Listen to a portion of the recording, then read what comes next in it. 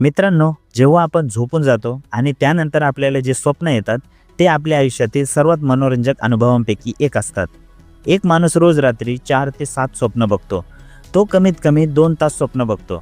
याचा अर्थ आपण आयुष्याचे 6 वर्ष स्वप्न बघण्यात घालवतो. जर तुम्हाला तुमचे स्वप्न लक्षात राहत नसतील तर याचा अर्थ हा नाहीये की तुम्हाला स्वप्न नाही पडत. प्रत्येक माणसाला स्वप्न पडतात. स्वप्नाला आपण कमी समजतो. वास्तविक आपले स्वप्न आपल्या अडचणींना सोडवण्यात आपली मदत करू शकतात. दिवसभर आपला कॉन्शियस माइंड पूर्ण डाटा ऑब्झर्व करतो. त्यानंतर जेव्हा आपण झोपतो तेव्हा आपला सबकॉन्शियस माइंड त्या डाटामधून काहीतरी नवीन बनवतो. बीटल्सचे गाणे येस्टरडेची चाल मॅक कार्टनीला स्वप्नातच आली होती.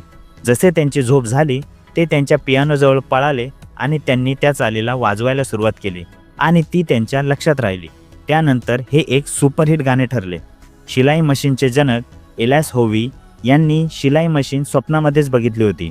इथूनच त्यांना ही आयडिया आली होती की अशी मशीन कशी काय बनू शकते. अल्बर्ट आइन्स्टाईन यांनी थिअरी ऑफ रिलेटिव्हिटी स्वप्नामध्येच बघितली होती. दिमित्री मेंदेलिव्ह यांनी पिरियोडिक टेबल स्वप्नामध्येच बघितला होता. लेखक मेरी शेली यांना त्यांची फेमस नॉवेल फ्रँकेस्टीनची आयडिया स्वप्नामध्येच आली होती.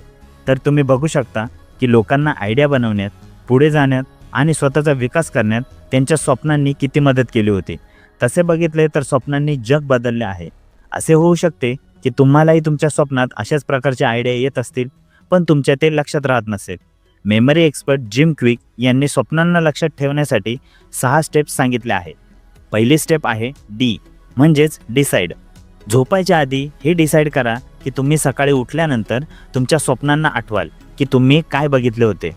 दुसरी स्टेप आहे आर म्हणजेच रेकॉर्ड. स्वप्नांना रेकॉर्ड केल्याने तुम्ही स्वप्नांच्या प्रती आणखीन भावनिक होऊन जाणार, ज्यामुळे तुम्ही त्यांना लक्षात ठेवू शकणार. तर स्वप्नांना रेकॉर्ड कसे करणार?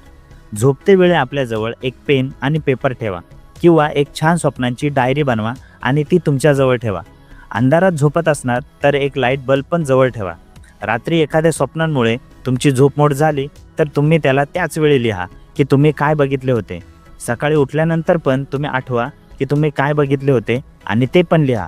तुम्ही तुमच्या फोनमध्ये ऑडिओ नोट्स बनवू शकता, म्हणजे जे पण तुम्ही बघितले आहे त्याला तुम्ही बोलून रेकॉर्ड करू शकता की मी रात्री स्वप्नात हे बघितले. तिसरी स्टेप आहे ई म्हणजेच आईज. सकाळी उठल्यानंतर तुम्ही काही मिनिटांसाठी तुमचे डोळे बंद करा. हीच ती वेळ असते ज्यावेळी आपण स्वप्न विसरून जातो. जर तुम्ही काही वेळेसाठी डोळे बंद करून झोपून राहणार तर तुम्ही काही वेळेसाठी तुमच्या आजूबाजूच्या वातावरणाने डिस्टर्ब नाही होणार आणि तुम्हाला तुमचे स्वप्न आठवण्यात मदत होईल. चौथी स्टेप आहे ए म्हणजेच अफर्म. तुम्हालाही आठवत असेल की तुम्ही हे ठरवून झोपले असणार की मी सकाळी एवढ्या वाजता उठणार आणि तुम्ही उठले पण होते तुमचे अलार्म वाजण्याच्या आधीच. तर तुम्ही स्वतःला हे अफर्म करून झोपायचं आहे, हे बोलून झोपायचं आहे की मी माझे स्वप्न लक्षात ठेवेन. हे तुम्ही मोठ्याने बोला आणि मगच झोपा. पाचवी स्टेप आहे एम म्हणजेच मॅनेज. तुमच्या झोपेला मॅनेज करा. तुम्हाला चांगलं स्वप्न बघण्यासाठी चांगली झोप हवी असेल, रेग्युलर झोपेची वेळ ठरवून घ्या. तुमचा मेंदू रिकामा ठेवा आणि तुमचा बेड स्वच्छ ठेवा. 6वी स्टेप आहे एस म्हणजेच शेअर. तुमच्या स्वप्नांबद्दल दुसऱ्यांसोबत बोला. त्यांच्यासोबत तुमचे स्वप्न शेअर करा. यामुळे तुम्हाला तुमचे स्वप्न लक्षात ठेवणे सोपे होऊन जाईल.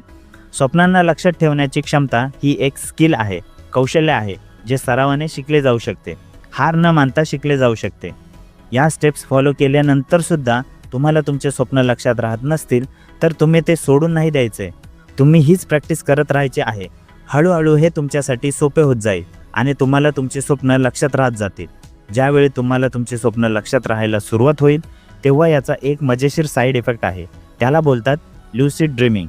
लुसिड ड्रीमिंग ही एक अशी स्वप्नांची अवस्था आहे ज्यात तुम्हाला माहीत असते की तुम्ही स्वप्न बघत आहात आणि मग तुम्ही त्या स्वप्नांना तुमच्या हिशोबाने चालवू शकता.